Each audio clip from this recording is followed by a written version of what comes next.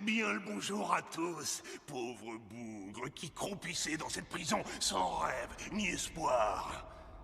J'ai une proposition à vous faire.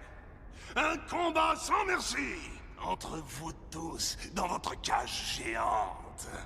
Ceux d'entre vous qui survivront, je les sortirai d'ici et je les prendrai dans mon équipage.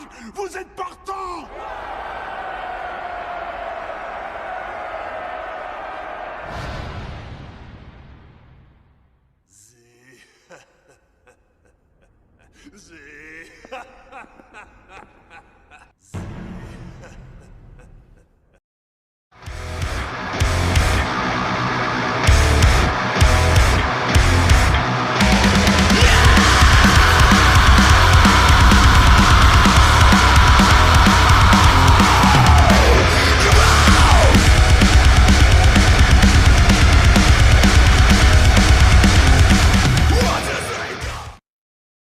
Yo tout le monde, c'est Seiko et aujourd'hui on se retrouve pour une vidéo théorie One Piece répondant au chapitre 1017 dont j'ai fait la réaction il y a 2-3 jours, hein, je vous mets mes petites fiches en haut.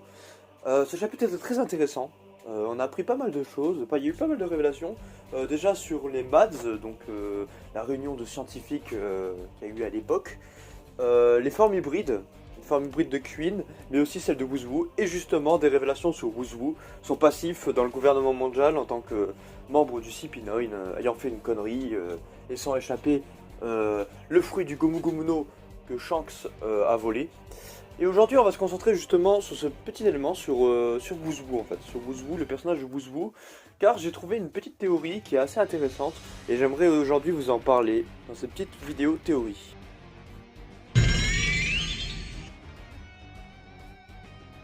Il y a un élément qui n'arrête pas de revenir depuis le début de Wano, ce sont bien l'idée des masques. Si vous connaissez Mon Corvo et que vous suivez ces théories, vous savez sans doute de quoi je parle. Le fait que chaque personnage a un masque, que chaque personnage se trompe dans ses sentiments. On peut parler par exemple de Danjiro qui masquait ses sentiments. On peut parler aussi de Kanjuro justement, qui cachait ses sentiments et qui se trompait. On peut penser aussi à X-Drake, qui on croyait qu'il faisait partie des Topiropo, alors qu'en réalité il faisait partie voilà, du gouvernement mondial, et ainsi de suite. Je ne vais pas citer tous les exemples parce qu'il y en a en réalité plein, et si vous cherchez un peu il y en a vraiment plein.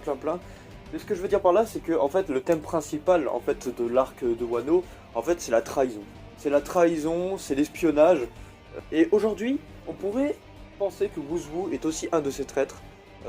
Parce que vous l'avez vu je pense dans le titre de la vidéo, mais moi je pense que Barbe Noire est déjà présent sur Onigashima, mais pas présent comme ça physiquement, j'avoue que là je vous ai un peu brain, mais je pense qu'en fait Woozwoo est un espion de l'équipage de Barbe Noire, que c'est un des 10 membres de l'équipage de Barbe Noire, et on va voir maintenant pourquoi.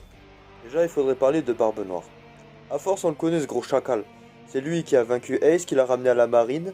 C'est lui aussi qui aura plus tard libéré toutes les personnes à Impel Down, et c'est lui qui aura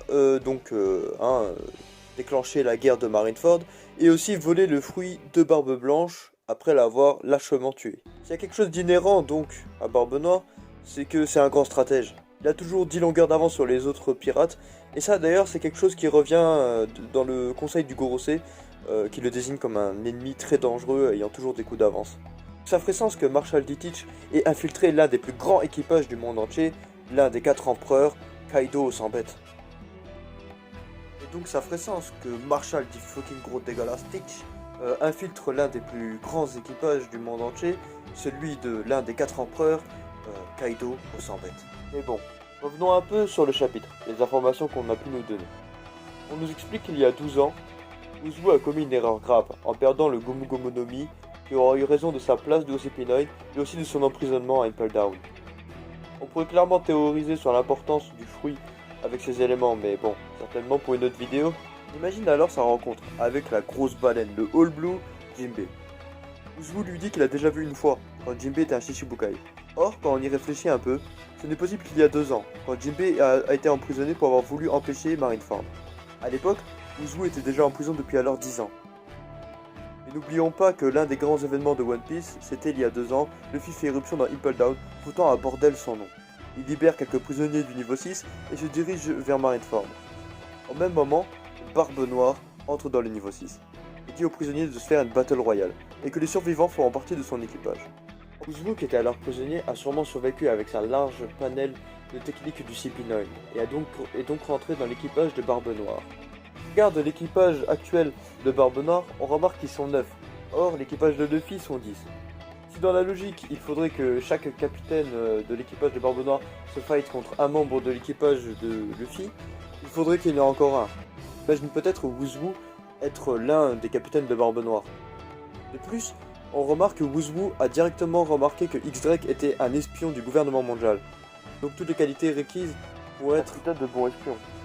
Imaginez ce cas. Le cas possible étant que Jinbei fasse tomber le masque de Wuzwu, ce dernier se rendant compte qu'il était à Impel Down, et donc Wuzwu aussi par la même occasion révélera son équipage, celui de Barbe Noire. Plus, ce qui est intéressant, c'est que Barbe Noire, au chapitre 925, a l'air de comprendre ce qui se passe sur Wano en détail. Il a l'air de tout connaître, de tout savoir ce qui se passe.